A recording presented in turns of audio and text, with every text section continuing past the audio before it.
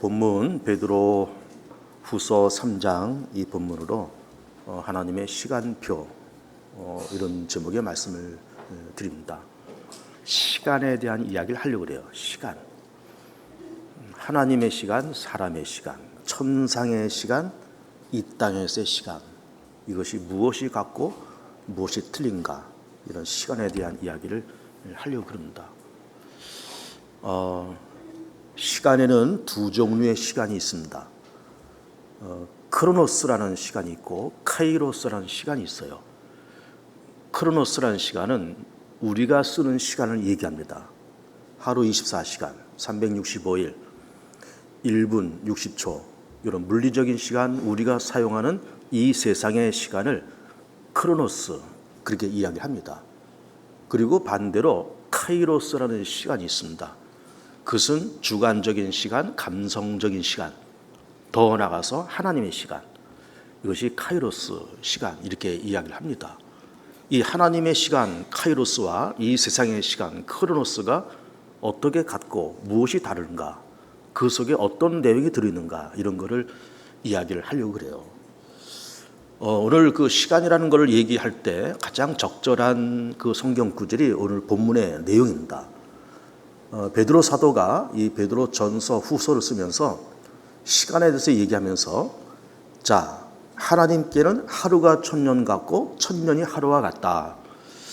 그래서 하나님의 시간이 더디다라고 생각하지 말고 하나님은 모든 사람들을 참고 모든 사람들이 다 회개하고 아무도 멸망치 않기를 원하신다, 이런 얘기를 하고 있습니다. 그러면서 천년이 하루 같고 하루가 천년 같다라고 하는 이런 시간을 얘기를 하고 있습니다. 이것이 무슨 얘기일까? 하루가 천년, 천년이 하루라는 말이 무슨 일일까? 무슨 얘기일까? 이거는요, 하나님의 시간은 그렇다는 겁니다. 하나님은 그런 시간의 개념으로 쓰시고 있더라는 겁니다. 천년을 하루처럼, 때로는 하루를 천년처럼 그렇게 쓰시는 것이 하나님이시고, 하나님은 시간을 초월하고 공간을 초월하는 분이시다, 이런 말씀을 하시고 있는 겁니다. 하나님이 만든 이 우주가 얼마나 큰지, 우주과학자들이 하는 말이, 우리가 측량 가능한 이 우주가 이 끝에서부터 이 끝까지가 이게 900억 광년이랍니다. 이것도 측량이 가능한 것을 얘기를 하는 거예요. 그러니까는 측량이 불가능한 그 너머의 세계는 뭐 이루 말할 수 없는 어마어마한 세계가 있는 거죠. 900억 광년. 광년이라고 하는 말은 빛의 속도로 1년을 가는 그 거리를 얘기해요. 빛은 얼마나 빠를까? 1초에 30만 킬로미터. 1초에 지구를 7바퀴 반을 도는 그 속도. 그 속도로 1년 가는 것이 1광년이고, 하나님 만든 이 측량 가능한 우주의 이 길이가 여기서부터 여기까지 900억 광년이 돼야 여기서부터 여기까지 간다. 그것도 측량 가능한 것이 그거다. 측량 불가능한 것은 그보다 훨씬 더 큰 세상이 존재한다. 그러니 그 어마어마하게 빠른 빛의 속도로 여기서부터 여기까지 900억 광년을 간다. 뭐 1억 년을 간다 그래도 어마어마한 시간인데 그거를 900억 년을 간다. 상상이 안 되는 겁니다. 상상이. 측량이 안 되는 어마어마한 그런 세계예요. 그런 세계를 하나님은 그 태초에 말씀으로 그렇게 창조하셨다는 것입니다. 그러면서 그 어마어마한 우주를 하나님은 그 우주 안에 계시기도 하면서 동시에 그 우주를 초월해서 계신 분이 하나님이시다라고 하는 거예요. 시간은 또 어떠할까? 시간은 조금 전에 크로노스, 카이로스 이런 얘기를 했습니다. 하나님은 시간을 그렇게 쓰신다는 거죠. 하루를 천년처럼, 때로는 천년을 하루처럼 쓰시는 하나님이시라고 하는 겁니다. 그러면서 동시에 하나님은 시간 속에 얽매이는 분이 아니고 동시에 시간을 초월해서 계시는 분이시다라고 하는 거예요. 1절에도 한번 말씀드린 것처럼 하나님에게 과거가 있고 현재가 있고 미래가 존재할까? 그렇지 않단 말이죠. 하나님은 언제나 현재, 과거도 현재, 지금도 현재, 미래도 현재. 왜 그럴까요? 과거, 현재, 미래라는 것은 이렇게 연약한 피조물인 모든 것이 제한된 공간과 제한된 시간 속에 사는 우리들이 과거, 현재, 미래를 따지는 것이지 전능하신 하나님이 시간을 초월해서 계시는 그 하나님이 과거가 존재하고 미래가 존재할까? 그렇지 않고 하나님에게는 언제나 현재다. 과거도 현재, 지금도 현재, 미래도 현재. 왜? 하나님은 시간을 초월해서 계신 분이기 때문에 그렇다라고 하는 거예요. 그러면서 오늘 본문에서 베드로 사도는 주께서는 하루가 천년 같고 천년이 하루 같다. 하나님은 그래서 시간을 초월해서 계신 분이다. 공간도 초월해서 계신 분이다. 그런 얘기잖아요. 그런데 이것이 단순히 베드로의 고백이지만 하나님의 말씀이지만 이게 과학적인 얘기입니다. 대단히 과학적인 얘기예요. 하루가 천년, 이게 비교가 안 되는 시간이잖아요. 천년이 하루, 비교가 안 되는 시간인데 이것이 과학적인 그런 사건인 거예요. 왜 그런가 하면은 지금부터 한 100년 전쯤에 독일계 유태인 물리학자인 아인슈타인, 그러면서 이제 나치의 핍박을 피해서 미국으로 이주해서 미국에서 활동하고 핵무기 개발에도 참여하고 그래서 나중에 노벨 물리학상을 받은 아인슈타인, 우리가 잘 알잖아요. 그분은 이 아인슈타인이 지금부터 한 100년 전쯤에 특수 상대성 이론과 그리고 일반 상대성 이론을 발표를 했습니다. 조금 복잡한 거지만 이런 겁니다. 특수 상대성 이론 이런 거예요. 속도가 빠르면 시간이 천천히 간다는 거예요. 속도가 빠르면. 그리고 일반 상대성 이론은 뭔가 하면 중력이 세면 시간이 천천히 흐른다는 거예요. 이게 무슨 말인가 하면 중력. 그래서 예를 들어서 우리가 보통 아파트에서 대부분 사는데 20층 아파트가 있다 그럴 때 1층에 사는 사람의 시간의 흐름과 20층에 사는 사람의 시간의 흐름이 다르다는 겁니다. 그래서 아무래도 1층, 이 지구 중심과 가까운 것이 중력이 세지 않겠어요? 세면은 시간이 천천히 흘러요. 중력이 약하면 시간이 빨리 흐릅니다. 그래서 1층에 사는 분보다 20층에 사는 분들이 시간이 빨리 흐릅니다. 그럼 빨리 흐르면 어떻게 되는 것인가? 시간이 빨리 흐르니까 빨리 늙습니다. 그러니까 저층에 사는 게 좋아요. 그런데 그 차이가 미미해서 우리가 느끼지 못할 뿐이지 이건 사실인 거예요. 그러니까 1층 사는 분보다 20층 사는 분들이 더 빨리 늙고 50층에 사는 사람들은 더 빨리 늙어요. 이게 상대성 이론에 의해서 그런 겁니다. 중력이 강할수록 시간이 천천히 흐른다. 속도가 빠를수록 시간이 천천히 흐른다. 한 10년 전쯤에 우리나라에 그 인터스텔라라는 영화가 개봉이 됐어요. 막 그 영화가 개봉돼서 아마 1000만 이상의 관객을 모았습니다. 굉장히 흥행을 탄 그런 영화고 전 세계적으로 흥행을 탄 영화입니다. 저는 뭐 그 영화를 직접 보지는 않았지만 그 줄거리는 제가 알고 있습니다. 그 줄거리가 이제 어떻게 되는가 하면은 이런 겁니다. 한 40대 중반쯤 된 어떤 농부가 있습니다. 근데 이분이 본래부터 농부가 아니고 처음에는 나사에서 근무하다가 이제는 자유로운 삶을 살기 위해서 이제 초원에 와서 농사를 져요. 그러다가 이제 한 10살 안팎된 딸과 이게 둘이 살고 있는데 나사에서 이제 블랙홀과 웜홀을 갔다 오는 어떤 프로젝트를 세우면서 그 이미 나사로 떠난 그 사람을 특별 채용을 합니다. 그래서 이 사람이 그 블랙홀과 웜홀을 다녀오는 거기에 실제로 다녀와요. 다녀오는데 블랙홀은 중력이 엄청 강해서 조금 전에 제가 얘기한 것처럼 그 아인슈타인의 일반 상대성 이론처럼 중력이 강하면 시간이 천천히 흘러요. 그래서 그 중력이 강한 블랙홀과 웜홀을 다녀왔는데 와서 보니까 얼마 전에 딸이 한 10살 정도 된 딸이 있었다 그랬잖아요. 그렇게 왔는데 그 딸이 수십 년의 시간이 흘러서 임종에 가까운 할머니로 벌써 늙고 있는 거예요. 왜 그럴까? 시간이 빨리 흘러서. 아버지는 40대 중반의 중년의 남자고 딸은 90 넘은 임종을 앞둔 할머니로 그렇게 있는 겁니다. 그러면서 그 영화가 아마 끝나는 것 같아요. 그게 왜 그럴까? 이것이 그 영화가 일부러 그렇게 만들어낸 것이 아니라 이게 실제로 가능한 일이고 이게 아인슈타인의 상대성 이론에 의해서 그것이 가능한 이야기인 겁니다. 그 중력이 강한 곳에는 시간이 천천히 흐르고 중력이 약한 곳에는 시간이 빨리 흘러요.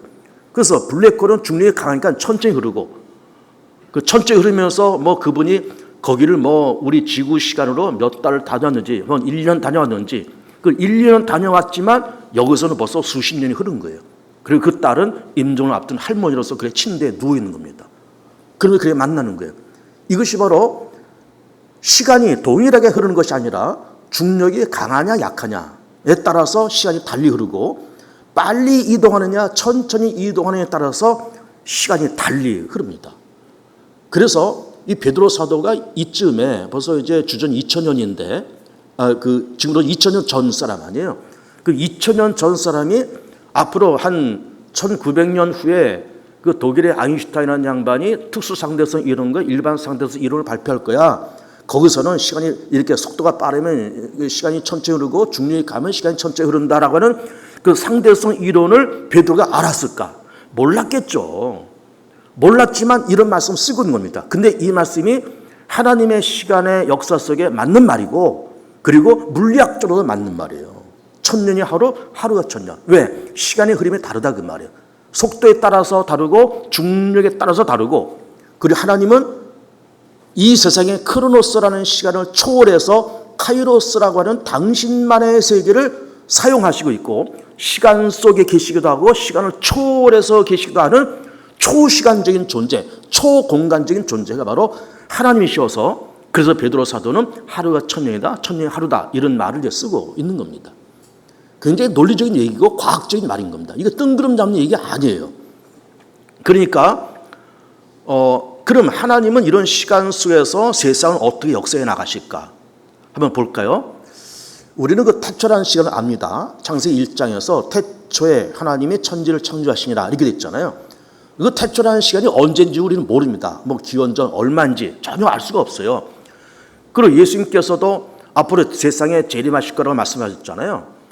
그러면 그렇게 태초라는 시간, 창조의 시간과 종말의 시간 이게 언제인지는 모릅니다. 근데 이거를 우리는 어떻게 얘기하는가 하면은 태초라는 시간은 시간의 시작점이기 때문에 그 시간을 알파라 그러고 그리고 종말의 때를 오메가라고 그렇게 이야기합니다. 오메가. 왜 알파 오메가 그렇게 말을 할까? 히라보에서 그리스어에서 알파벳의 첫 글자가 알파고 마지막 글자가 오메가예요. 알파 오메가. 그래서 알파 오메가 처음과 끝, 시작과 나중 그렇게 얘기를 하고 있는 겁니다. 그러면서 하나님은 태초라는 알파라는 시간에 세상을 창조하시고 그리고 쭉 시간이 흘러서 세상 한복판에 예수님께서 이 땅에 초림하시고 부활 승천하셔서 하나님 보좌 우편에 앉아 계시다가 마지막 오메가라는 그 시간에 세상에 재림하시면서 그때 세상이 끝나고 사단은 유황 불못에 들어가고 구원받는 자를 일으키셔서 새하늘과 새 땅이 펼쳐지는 그런 세계가 이것이 오메가라는 시간이고 그것이 바로 종말의 시간이다라고 하는 거예요. 그런데 이제 이게 우리가 지금 8절과 9절 읽었는데 어떤 이들이 더디다고 생각하는 것 같이 더딘 것이 아니다. 그 더디다라는 말이 왜 여기 썼는가 하면은 이제 예수님께서 부활 승천하셨던 장면이 사도행전 1장에 나오잖아요.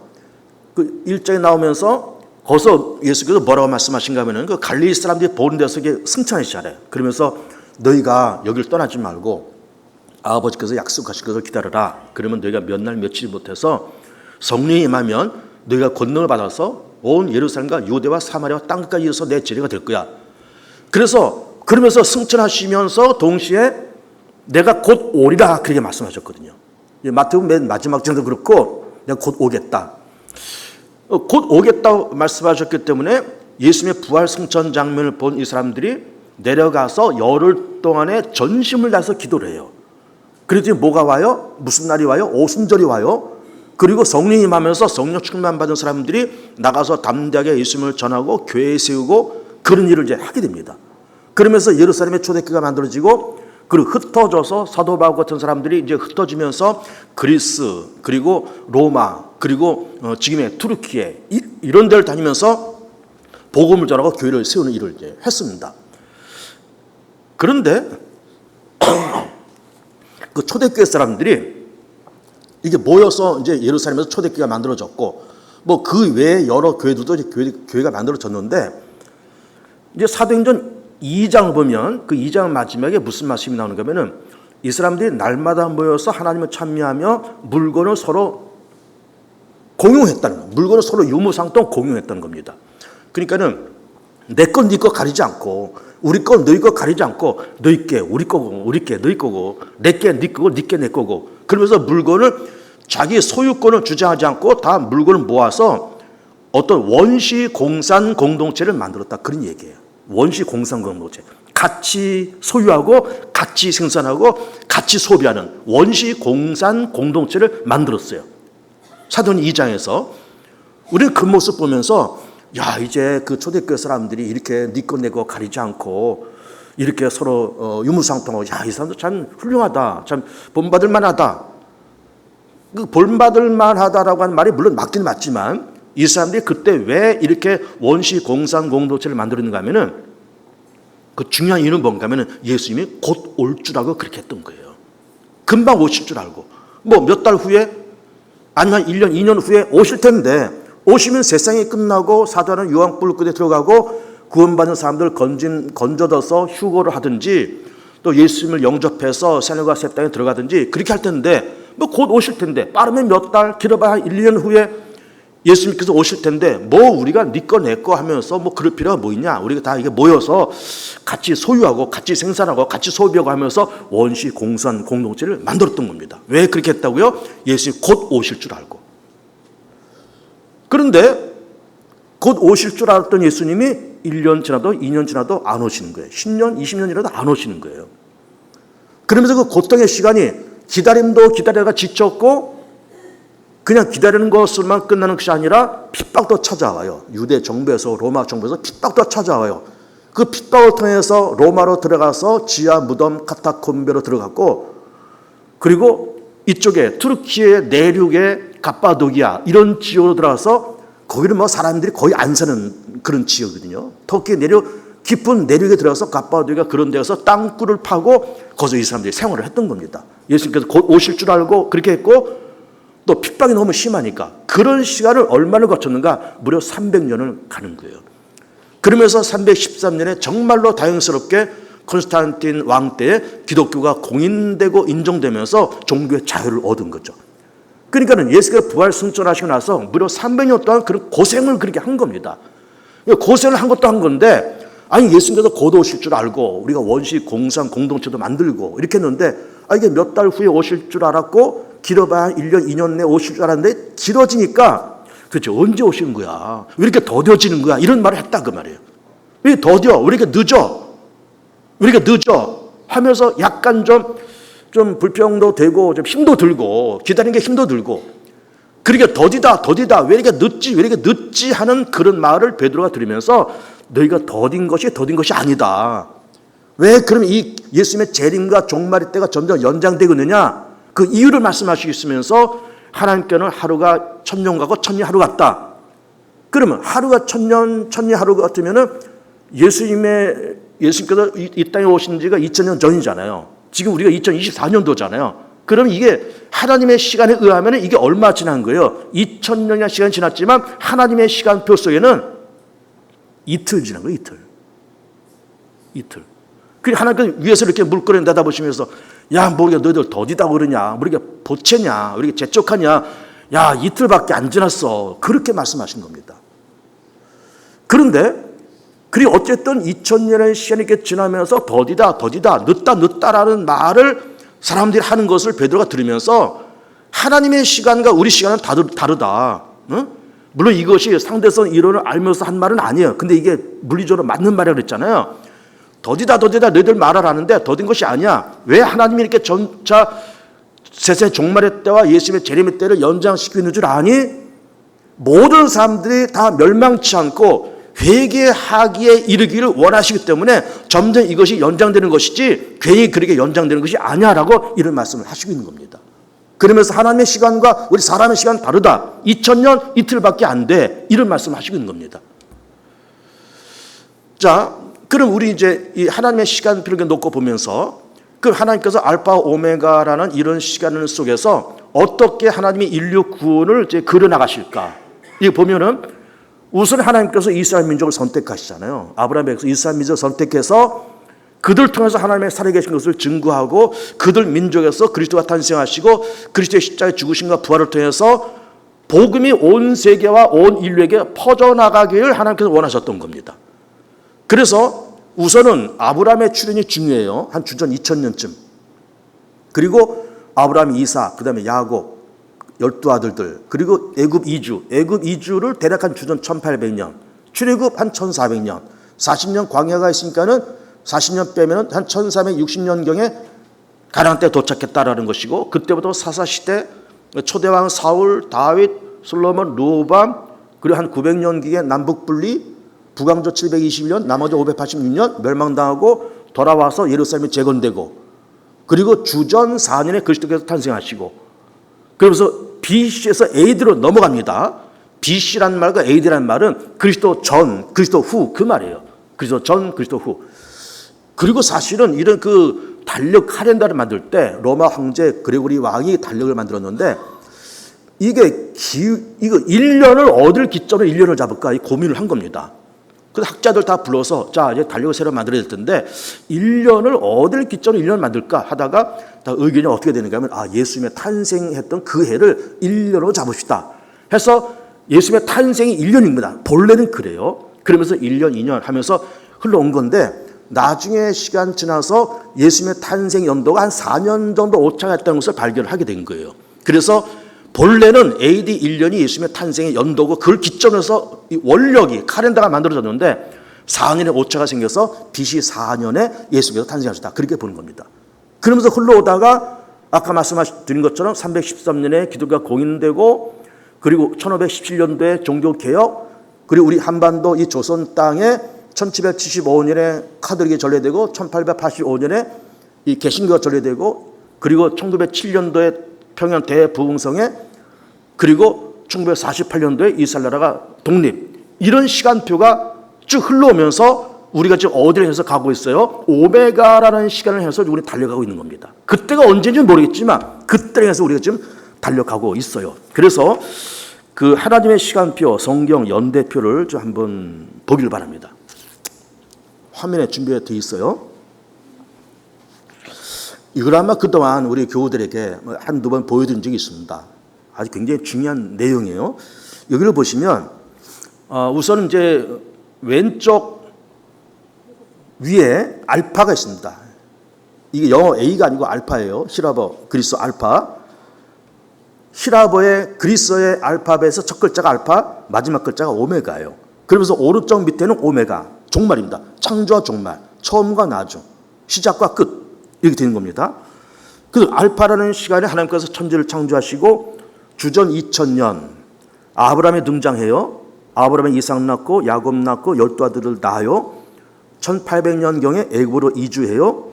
1400년 동안 종사를 하니까 한 1400년경에 출애굽을 하고 40년 광야의 생활이 있으니까는 40년을 빼면 1360년경에 가나안 땅에 도착했다는 것이고, 그 가나안에 도착해서 이스라엘 나라가 건국되는 주전 1000년까지 이렇게 한 300여 년의 이 기간이 사사시대입니다.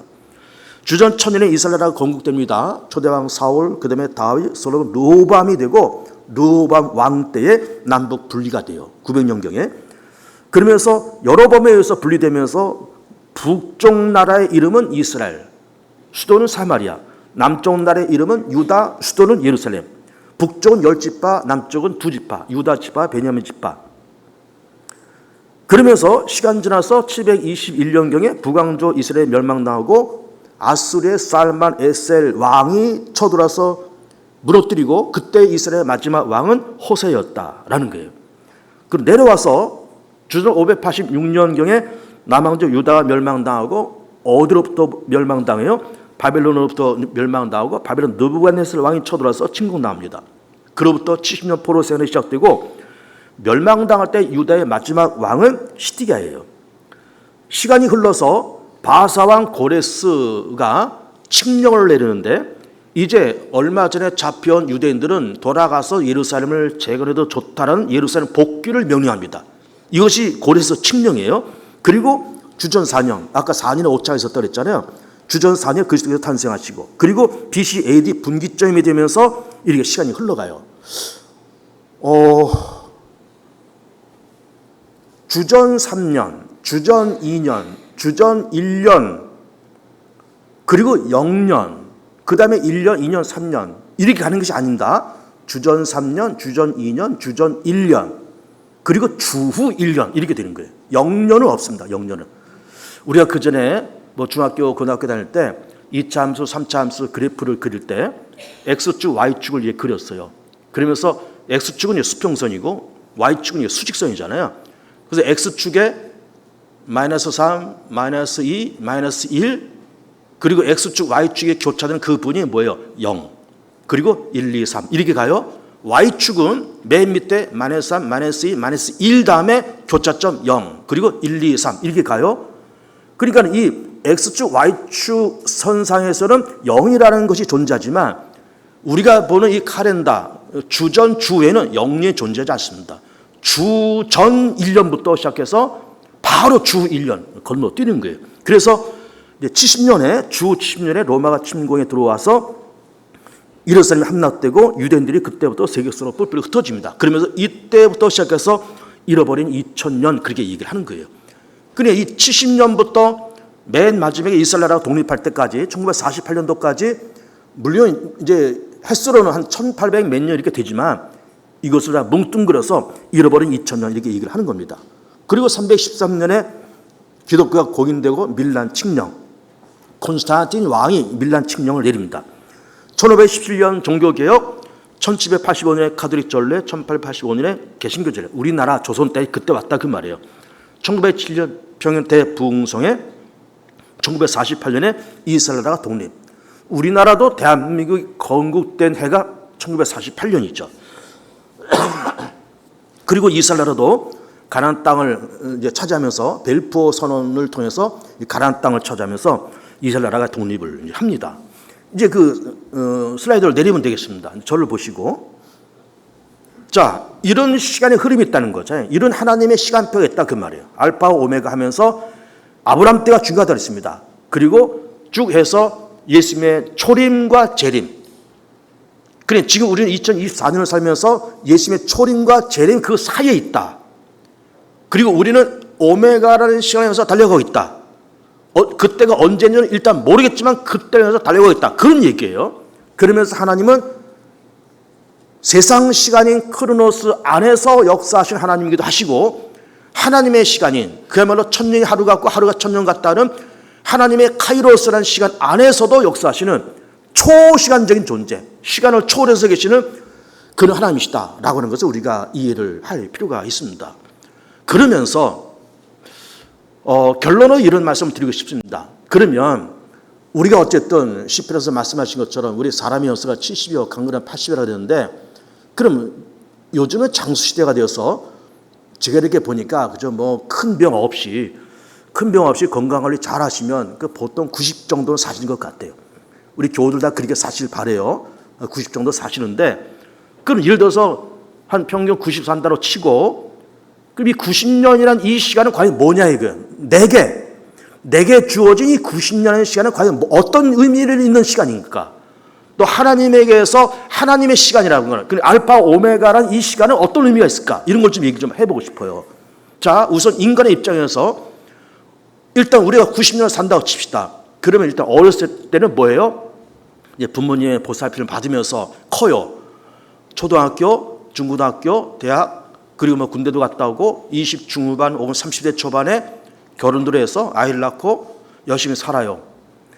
재테크도 합니다. 그리고 30대, 40대 아이들 열심히 길러요. 그리고 빠르면 50대, 60대 돼가지고 아이들 출가시켜요. 또 그때쯤은 또 은퇴를 해요. 그러면서 노후의 삶을 살아요.